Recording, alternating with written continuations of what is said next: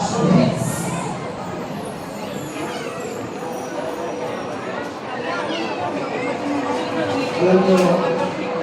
Alam ko lang po kayo huling balita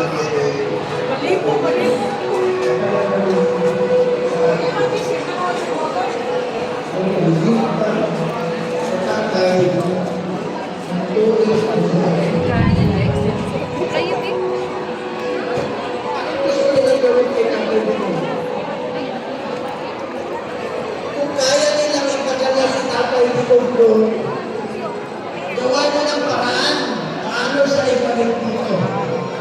Para dito na punta sa Kung ano,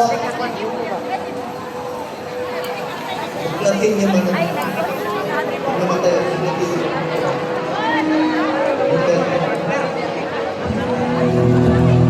Sir, maraming salamat. Ikaw yung tanging Pangulo na naawa. Naawa ka dun sa presyo ng bigas na hindi maabot yung ordinaryong mamamayan. Naawa ka sa ordinaryong mamamayan, nagbalik ng balik, nagpaparenew ng driver's license. Nagbalik ng balik, nagpaparenew ng passport. Kayo lang kami yung naawa.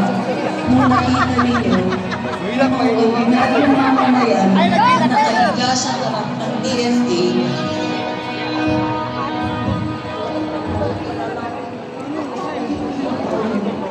ng ang bandila. Isa lang nagwawag-wag ang kaya natin. Nag-iisa. Hindi ko kami iwala. Wala. Nalupatan sa kriminalidad, droga at korupsyon mga sambayan. Lalo po,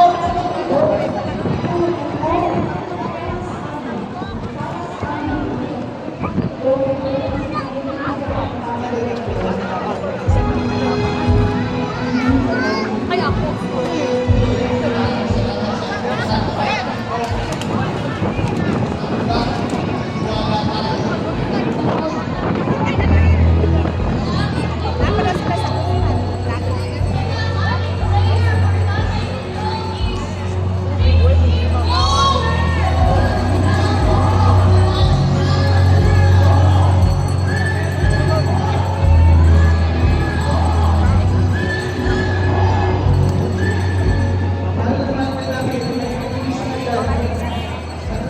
Thank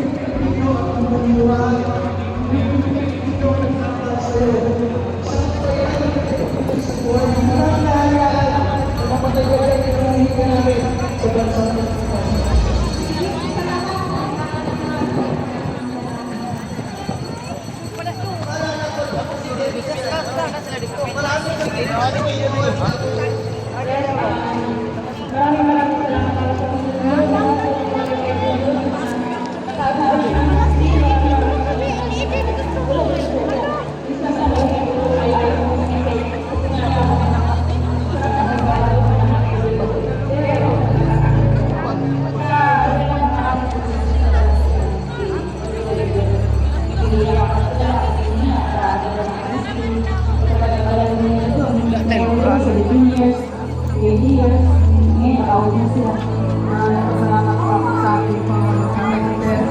talaga kasi walang amnesty, hindi ako makauwi.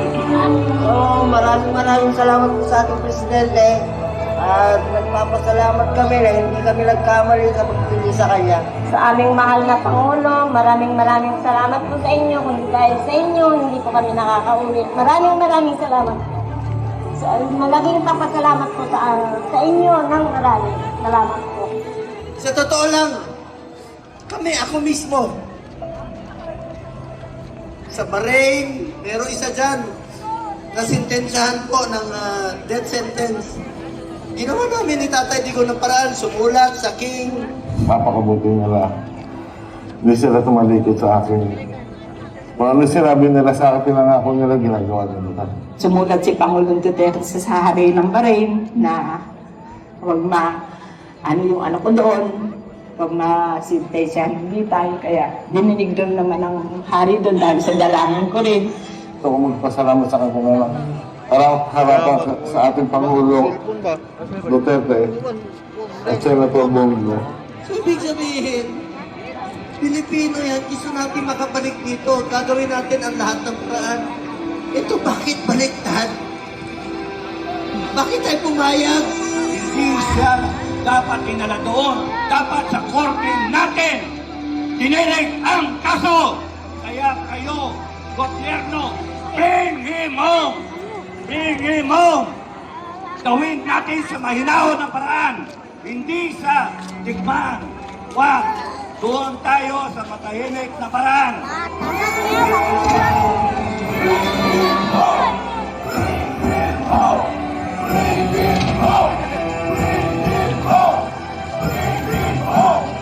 Bring him home!